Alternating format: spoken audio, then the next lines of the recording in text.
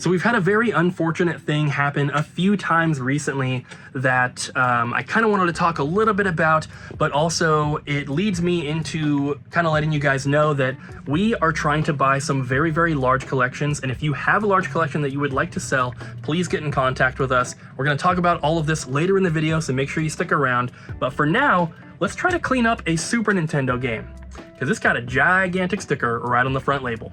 I was just going through and setting up stuff for a trade clip and saw this one. I'm going to see if I can work some magic on this guy. So here's the before and after. It's looking pretty good. It's not perfect. The label did have a little bit of peeling up on the edge anyway, but if I catch it in the light, you can kind of see where the sticker was. There's some like residue. I got it off in the middle, but where it is right now is too close to the edge to use the Goof Off, because if it gets underneath the label, that's really, really bad. So I tried to get as close as I could without messing it up, but it looks a lot better, and I think I'm gonna change this to being in fair condition now instead of poor. Guys, we got this book traded in over the weekend called Pokémon Unofficial Card Collector's Guide. It's a hardcover, and I was looking at this, and it is so funny. You don't even have to know much about Pokemon to think that some of this is funny. The first one, maybe, but for Charizard, they have first edition as 65 to 100 bucks for back in the day, you know, whatever. But then they have second edition, which... Base set 2? I don't know if they mean base set 2 or if they just mean unlimited, but there is no second edition. That's like not a thing. And then also... the prices are funny compared to now, but also all of the common cards, like Kakuna, $2.50 to $4.50, or $1.25 to $2.50 for second edition. So basically, they're saying that like you buy a pack for like $4 or $5, and you're gonna get like $20 in value guaranteed. But then I was going through, and we get to the Team Rocket expansion. And if you guys are familiar with those cards, a lot of the cards, they just say Charmander or whatever it is, but some of them it'll say like Dark Charmeleon or Dark Charizard. It says it right on the card. It's called Dark Charizard, but no, according to this book, it's bad Charizard, bad Blastoise, bad Dugtrio. I thought that was so funny. And then I was scrolling through, and on the very back page, it's got all the Pokemon listed out. Then right here, it says new Pokemon. It says these were introduced in a tropical island set when Pokemon the first movie came out in Japan. And these new Pokemon they have listed are Togepi, Ladybah, King Slowpoke, and Peekaboo. who can guess who Peekaboo is? Togepi is real. King Slowpoke, I think they're talking about Slowking. Peekaboo is supposed to be Meryl. And then Ladybah, I think there is a Pokemon that kind of has a name like that, but it's definitely not spelled that way, so maybe that's what they're talking about. But either way, that is a hilarious book, and you guys should check it out. It's only $5. Well, I'm glad that you said Motorcycle Combat, because Neptunia Riders versus Dogoos just came out. And it is exploit wily Dogoos and gain ground with a flurry of attacks. Bike customization is coming in clutch. Gear up and amass a medley of Dogoos in motorcycle combat action. Sounds pretty cool. This game just came out. We only have one copy. And then also Guilty Gear Strive, the Switch version, just came out as well. We got our copies in today. We have 3 of these ones. And I wanted to let you guys know, because Switch games are cool. And should the peeps let us know in the comments what their favorite game genre is? Yes. Yes, they should, Bobby. Yes. Maybe? I like platformers, and I like Metroidvania style games. I like puzzle games and also Metroid. I do like puzzle games too. Yeah. And strategy games. Yeah. And platformers. Yeah, I said that. Oh. I didn't. And sometimes RPGs, yay! Yay! So at the beginning of the video, kind of hinted towards like some unfortunate stuff kind of happening, And what that is that we've been in contact with multiple people to try to buy multiple large collections, and for one reason or another, things have fallen through. And it's not the typical standard reasons that you might expect. They've all actually been different from each other, which is kind of interesting. I'm not going to get into the specifics of that, but the whole point of bringing it up is to say that we are looking to buy large collections right now. We are actually working with Pink Gorilla, with Kelsey and Cody, to try to make this happen. And we've done this in the past with them as well. We had a really large Switch collection that got mailed in. We took some of it, sent the rest to Pink Gorilla. We each paid part, and it worked out really, really well. So we're trying to do more of that. And basically, there isn't a limit to the size of the collection that we could do. So if you have a lot of stuff that you're looking to sell and you're serious about it, please shoot me an email at doublejumpvideogames@gmail.com. We can get you hooked up. We'll go through it, make an offer. If you have everything listed out in Price Charting or GameEye or the Collector's app, something like that, where it's got a list of everything, that is the easiest way for us to be able to do it. So if you have a spreadsheet or something like that, just send it in the email. We can get you an offer and hopefully make something happen, because we're definitely looking for some stuff. Now, I do want to mention that if you have like a really big Atari collection and nothing else, and that's what you're looking to sell, we're probably not going to be too interested. We are looking for a variety of things, so, you know, Sega, Nintendo, PlayStation, Xbox, even a little bit of Atari mixed in is fine, of course, but we're pretty good on Atari stuff and a lot of like filler Xbox. If you have some Xbox stuff in the collection, that's perfectly fine. We're not going to cherry pick things out of it. However, if you only have filler Xbox, it's probably not for us. We mostly are going to be needing Nintendo stuff, obviously, but then like PlayStation RPGs and like higher end games, rare stuff. Maybe not like as much factory sealed. That stuff just doesn't sell very well in the retro stores. But Nintendo stuff, of course, NES, Super Nintendo, 64, GameCube, Game Boy, DS, 3DS, stuff like that we're always interested in. And then, like I said, high-end stuff, rare games, RPGs, complete in-box games, whatever you have. If you're looking to sell and you're serious about it, please shoot us an email, doublejumpvideogames@gmail.com. Look at this big boy. Yeah, and ignore that. What'd you do? It was broken when it came in. This whole piece. Oh no, you can see the crack. I tried to wipe away some super glue with a napkin, and are you serious? It kind of stuck. Ryan.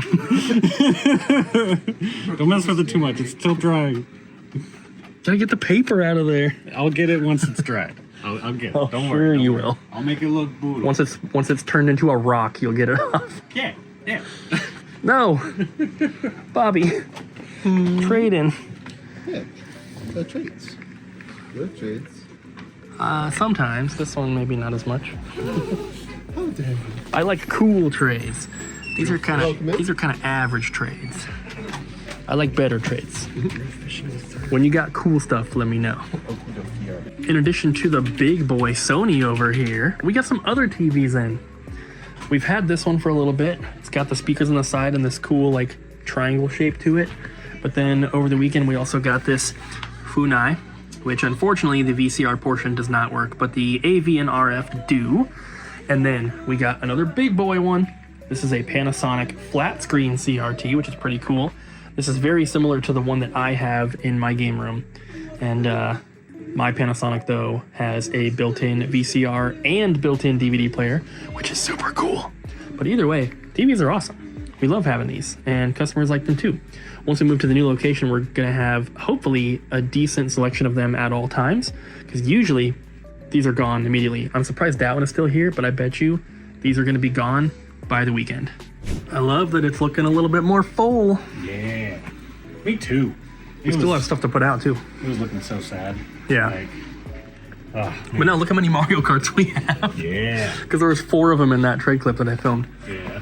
We also have more boxed games to put out. Ryan's holding a couple more, so. Yeah, these ones were in there and they were dirty, so I took them out and I'm gonna clean. Well, you should grab the Rampage too. Okay. It looks like that one. I think we can to be clean, but I think we can get the Sharpie out. Okay. Yeah, I think. But yeah, it's looking good. I think that unless Ryan just grabs them all. Okay, yeah. There was cartridges here, but we do have these ones to put out as well. Pretty cool stuff. I'd like to see it. And hopefully we get some more in soon. Actually, we do have a couple more. They're not new, but Abby's been on her like battery replacement kick, and she looked up, and we have all of these here that need new batteries, and they're mostly sports games. What the heck? The magic of Goof Off.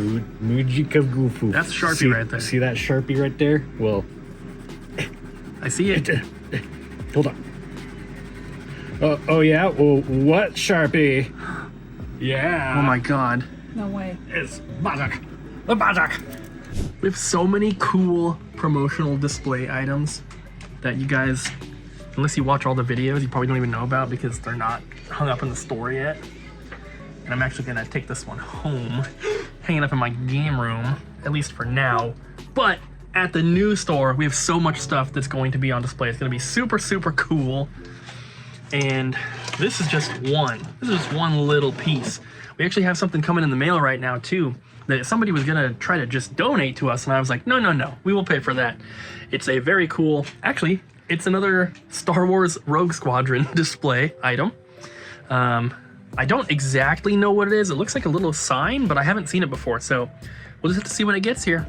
Case cleaning going on out here, lots of that. I like to see it. Yep. Lots of case swapping. Look at all these. Look at all these stickies. Good job. Getting it done. Jess also shipped everything earlier. Good. Got it out quick. There's a couple new orders now, though. Oh, I'll get those out before I leave you guys. Yes. She shipped the games. This one is an NBA Jam Tournament Edition for Super Nintendo. And this other one here is a movie bundle. All DVDs. I want to show you guys two updates. Number one, Pokémon cabinet. We had Surging Sparks packs right here, which are now gone.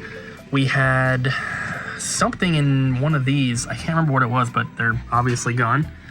But the rest is looking good. We only have one Sword and Shield base pack left, one of this Japanese set left. And it looks like all these are getting pretty low. We have extras of some of these we can restock. Also sold a bunch of the 151 booster bundles there. We sold both of the Mabosstiff boxes, which I'm surprised actually sold so quickly. We still have the tins here, but I'm probably gonna have to order more of those. But that's looking pretty good. And I wanna see where the sticker machines are at one more time. We've not emptied them. And also the last time we checked in a video was the last time we checked at all.